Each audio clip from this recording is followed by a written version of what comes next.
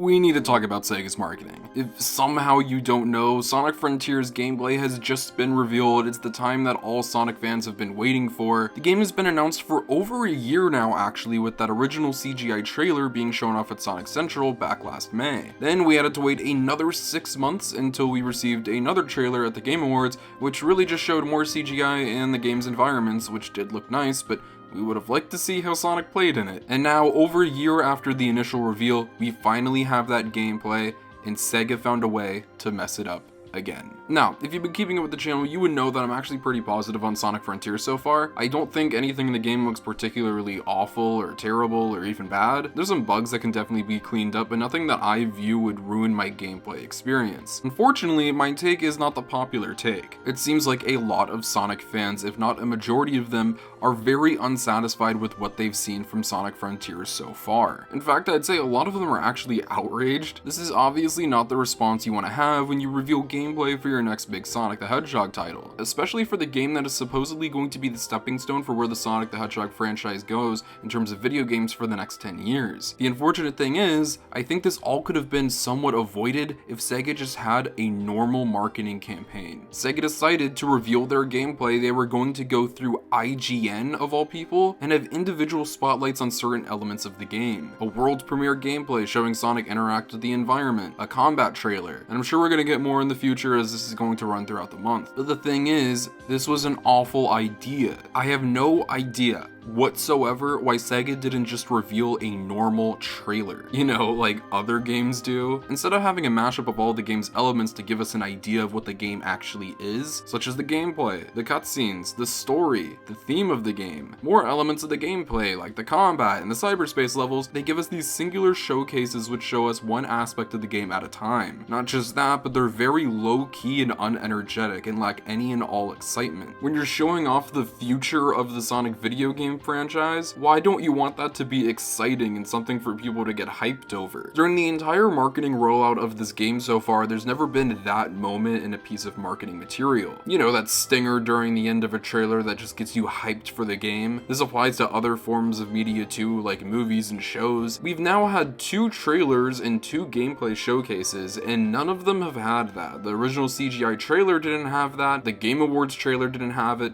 and these gameplay showcases are just gameplay showcases. There's nothing to really get hyped over. Everything we've seen from this game so far has just been very ambient and low-key. The music is chill, they just show really pretty environments, there's no action really going on. We've seen no cutscenes and know absolutely nothing about the story. And even though they're giving us gameplay showcases, we still know nothing really about the game itself. We know it's going to be an open world title and how it plays a little bit, but why is Sonic here? What's going on? There are many more layers to this game we know through leaks, and yet Sega is actively hiding them and not showing us. I don't think it's because these elements are bad, because they are said to be boost elements in the form of cyberspace, and the story is being written by Ian Flynn, who I have the utmost faith in. I think Sega just really sucks at marketing.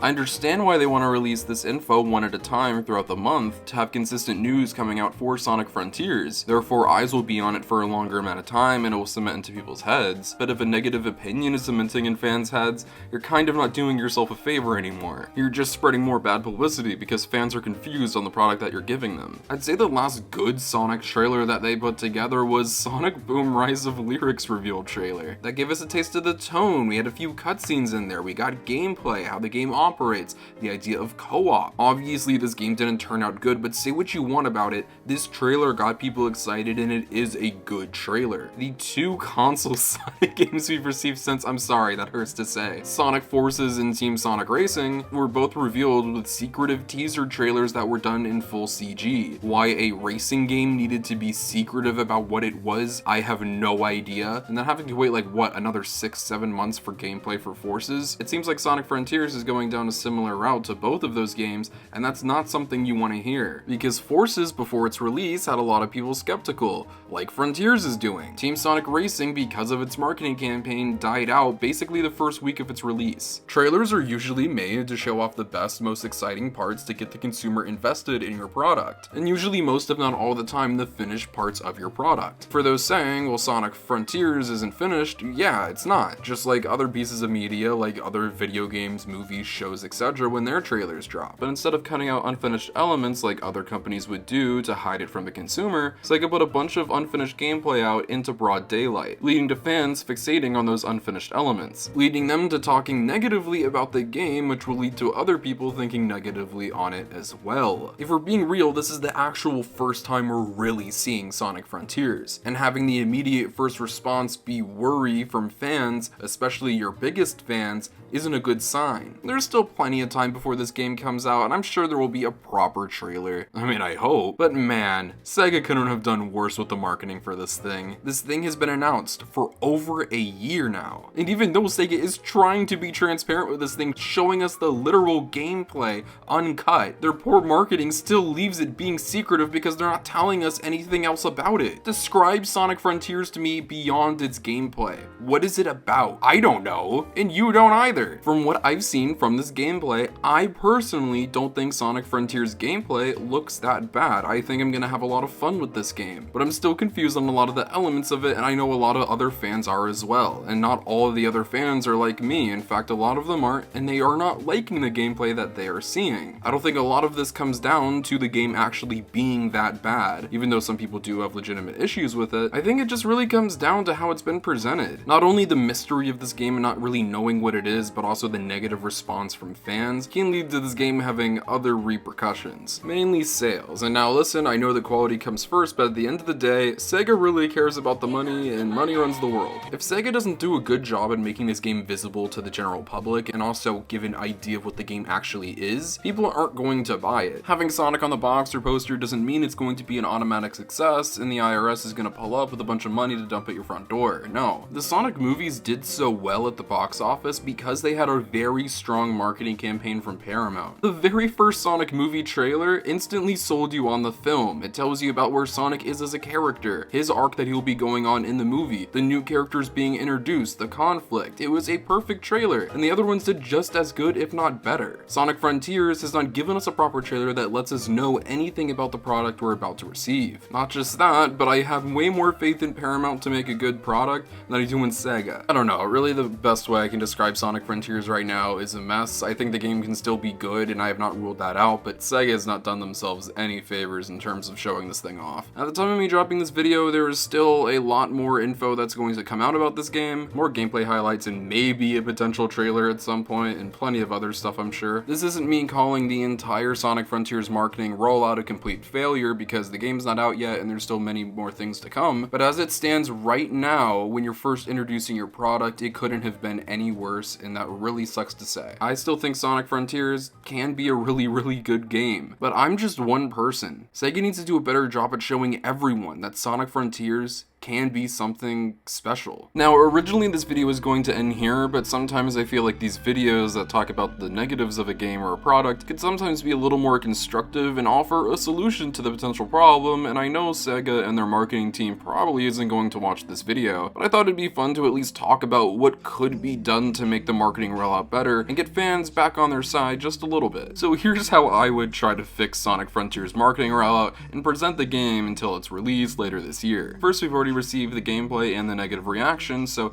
a lot of damage has already been done. So simply what we have to do is acknowledge it and move on from there and try to do better. First, at this point, I know fans have waited so long and are tired of waiting, but at this point, I think you need to take a little bit of a break. Let the game breathe and let fans sit with it just a little bit. Let Sonic Origins release and have its big moment and get Sonic fans a little more happy and positive, because I don't really see that game going too wrong, hopefully. So what I would do is drop the first Sonic Frontiers official trailer in early July. How it should have been done was this month at Summer Game Fest, they should have dropped this trailer that we're going to have in July, in my hypothetical world, let's be clear, and then have the gameplay come out in July, but that's not going to happen. So this trailer would be a mix of gameplay and the game's story, letting you know why Sonic is here, why this game is in this setting in particular, giving a taste of some of the best gameplay moments with really cool sequences, and then that little stinger that this game has desperately needed at the very end, like a cliffhanger, maybe teasing who the Ghost Girl is, or a big action set piece. After this this hype trailer, you drop the release date at the very end. Instead of saying holiday 2022, the date is now November 19th, which is a week before Black Friday. It would be kind of the video game of the holiday season, with a lot of the games that were supposed to release around that time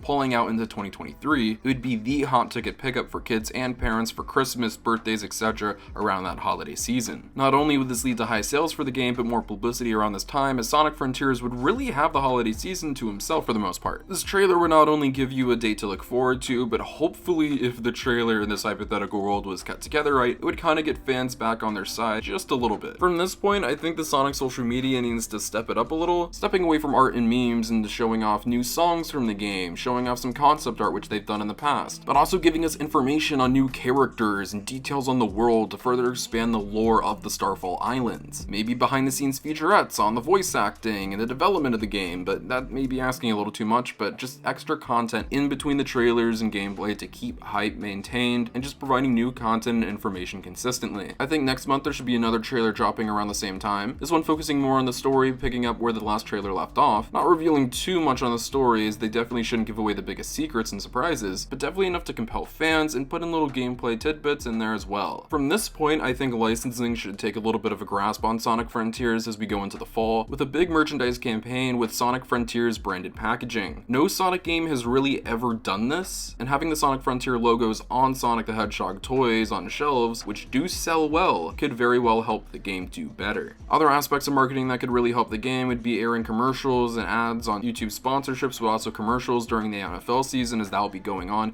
before the game's release. Also, kids channels such as Disney Channel and Nickelodeon could have those sponsored by Sonic Frontier segments that often happen in between those slots, if those are still a thing. I don't know, I don't watch Nickelodeon anymore. And then October, you drop the final trailer, giving another look at the gameplay, story, and a surprise reveal about a secret of the game that wasn't previously known before. Kinda similar to Infinite's reveal in Sonic Forces, but no further info is given beyond their design. You won't find out anything until you get the game next month, where the game officially releases and it's in the public's hands. Simple trailers that are cut together properly with the proper elements of the game could really do this game justice. Unfortunately, damage has already been done, so there would be a lot of skepticism still, but I think this marketing approach could help fans warm up to the game just a little bit more, and also help the game in terms of sales and visibility with the general public. I know this is very much so a pipe dream, but I would love to see Sonic Frontiers get the treatment I think it deserves, because this game can be really great, and you need to get other fans and other people to believe that as well, but it's all about how you present it through your marketing. I am so excited for Sonic Frontiers. I think it has a lot of potential, but it's up to Sega if they want to reach it.